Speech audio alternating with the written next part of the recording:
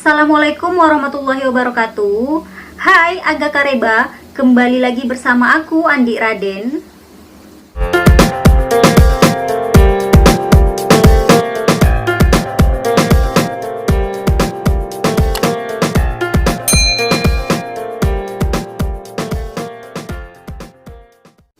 Jadi guys, baru-baru ini kita dihebohkan dengan kasus pembunuhan disertai mutilasi yang menimpa seorang korban yang bernama Rinaldi Harley Wismanu yang berumur 32 tahun. Dan juga publik dihebohkan dengan penemuan mayat yang termutilasi di kamar apartemen Kalibata City, Jakarta. Penyelidikan aparat kepolisian mengungkapkan bahwa salah satu pelaku yaitu seorang wanita yang bernama Laili Atik Supriyatin yang berumur 27 tahun. Rinaldi mengenal Laili melalui salah satu aplikasi kencan bernama Tinder. Jadi guys, Tinder ini adalah salah satu aplikasi pencarian jodoh. Aplikasi ini diluncurkan pada tahun 2012 dan pada tahun 2014 terdaftar sekitar 1 miliar pengguna. Dan aplikasi ini sudah digunakan di 196 negara. Tinder tercatat pernah menjadi awal mula dari rentetan kasus-kasus kejahatan seperti yang terjadi di Amerika Serikat. Dan Amerika Serikat telah memblokir aplikasi Tinder ini. Selain di Amerika, Pakistan pun baru-baru ini telah memblokir 5 aplikasi kencan online dan salah satunya adalah aplikasi Tinder. Aplikasi tersebut dilarang karena banyak pengguna yang di bawah umur, menyuguhkan konten yang tidak senonoh, serta pengguna yang merupakan pelaku pelecehan seksual.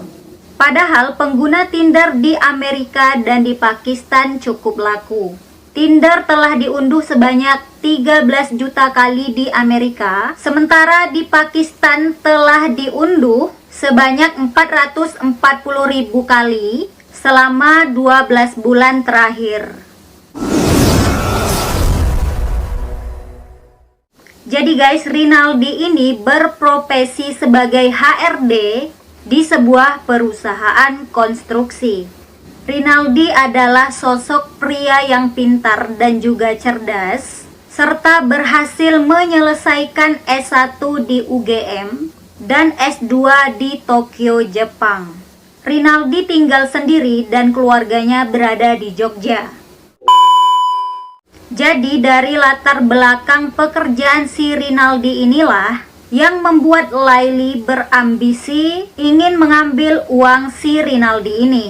Dan juga mereka sudah kenal sejak lama, yaitu 1 tahun. Sehingga si Laili ini sudah tahu benar bahwa Rinaldi adalah termasuk pria yang tajir. Dan mereka berdua ini berkenalan melalui aplikasi Tinder guys. Dan disinilah pertama kali mereka berkomunikasi. Dan tidak lama kemudian mereka saling tukar nomor telepon dan melanjutkan komunikasinya melalui aplikasi chat yaitu WhatsApp. Jadi guys, pertemuan dan kencan mereka dari aplikasi Tinder inilah awal mula dari kasus mutilasi ini. Jadi mereka berkomunikasi di WhatsApp yaitu pada hari Sabtu, tepatnya tanggal 5 September 2020. Dan tanggal 7 mereka janjian untuk bertemu di sebuah apartemen di Pasar Baru, Jakarta Pusat. Jadi mereka berencana menyewa apartemen tersebut dari tanggal 7 sampai tanggal 12 September 2020. Tapi guys, tanpa diketahui Rinaldi, ternyata si Laili ini sudah memiliki kekasih yang bernama Jumadil Al-Fajar yang berumur 26 tahun. Jadi guys, seperti biasanya, seseorang yang mendownload aplikasi Tinder ini ingin mendapatkan pasangan. walaupun semuanya tidak berhasil. Dan Rinaldi pun berharap ingin mendapatkan pasangan hidup yang serius dari aplikasi Tinder ini. Tapi niat Rinaldi berbeda dengan niat si Laili tadi guys. Dan memang Laili hanya berniat untuk mengambil uang si Rinaldi ini. Ternyata kekasih Laili tersebut yaitu Jumadil sudah tahu dari awal niat si Laili ini.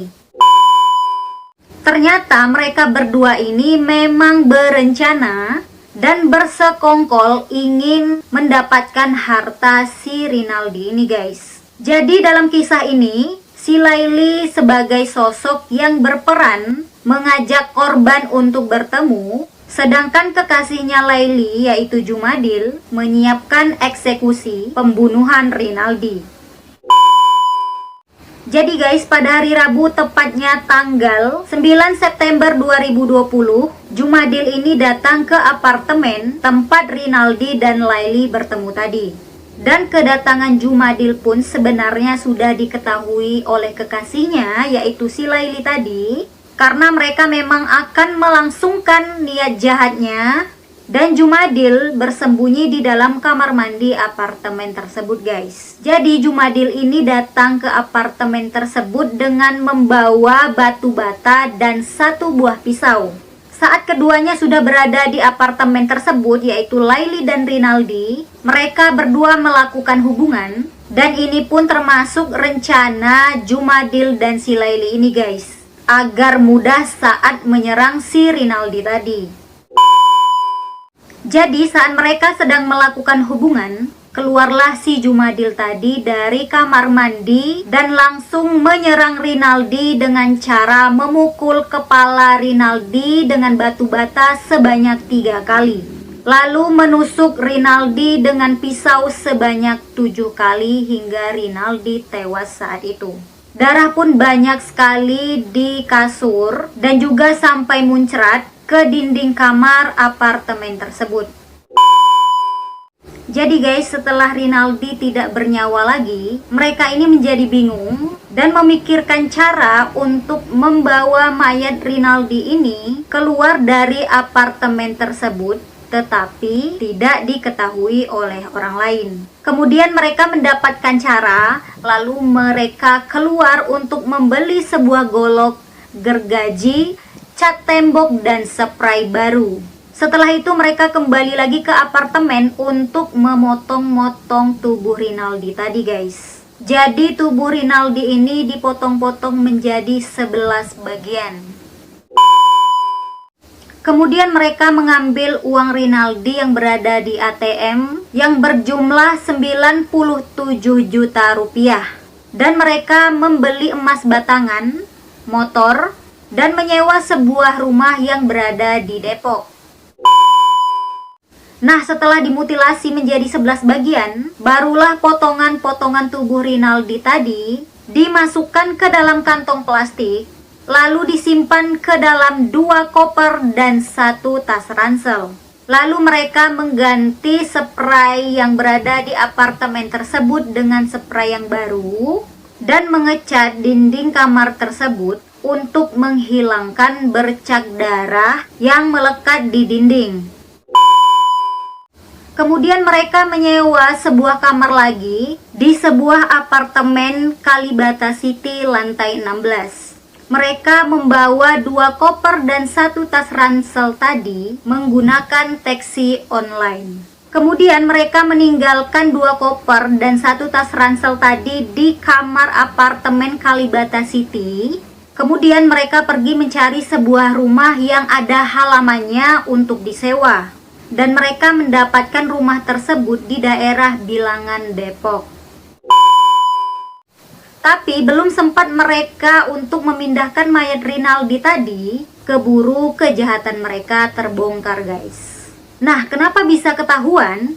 Karena mayat Rinaldi tadi ini sudah mulai membusuk dan mengeluarkan bau yang tidak enak. Dan bau ini sampai keluar serta tercium oleh penghuni kamar yang ada di dekat kamar tersebut. Lalu penghuni kamar yang merasa terganggu dengan bau busuk tadi melaporkan ke pihak hotel. Setelah dilakukan pengecekan oleh pihak hotel, terungkaplah asal bau tersebut. Penghuni kamar lain dan pihak hotel sangat kaget dan mereka langsung melaporkan ke pihak polisi. Polisi pun langsung menyelidiki dan tidak perlu menunggu waktu yang lama, mereka pun berhasil ditangkap di daerah Depok, yaitu di rumah yang mereka sewa di Depok tadi guys. Dan ternyata mereka ini sudah menggali lubang yang sangat dalam di halaman belakang rumah tersebut untuk menguburkan 2 koper dan 1 tas ransel yang berisi tubuh Rinaldi yang sudah dimutilasi menjadi 11 bagian. Nah, saat penangkapan mereka berdua ini mencoba kabur melalui genteng, tapi tidak berhasil.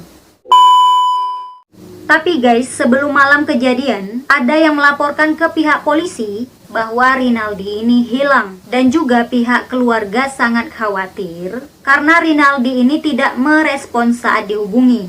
Dan Rinaldi sebenarnya tidak seperti itu. Laili dan Jumadil pun dipenjara seumur hidup atau hukuman mati. Perlu kalian ketahui, pembunuhan melalui aplikasi Tinder ini bukanlah sebuah tragedi yang pertama kali terjadi guys. Kasus pembunuhan seperti ini sebelumnya pernah terjadi di beberapa negara lainnya, yaitu di luar Indonesia guys. Berikut kasus-kasus pembunuhan di dunia setelah berkenalan melalui aplikasi Tinder. 1. Kasus pembunuhan di India. 2. Kasus pembunuhan di Amerika Serikat. 3. Kasus pembunuhan di Selandia Baru. Jadi guys, sebenarnya aku pernah melihat di TikTok, di YouTube, dan juga di Instagram banyak orang yang menikah dan menemukan jodohnya di aplikasi Tinder ini. Tapi banyak juga yang melakukan aksi jahatnya. Banyak sekali orang menyalahgunakan aplikasi Tinder ini. Jadi aku harap kalian berhati-hati saja saat bermain di aplikasi Tinder ini ya guys.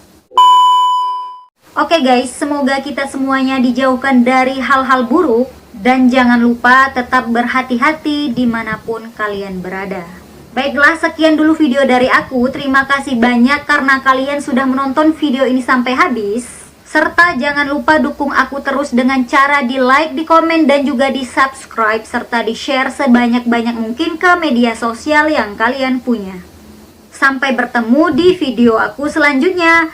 Bye, assalamualaikum warahmatullahi wabarakatuh.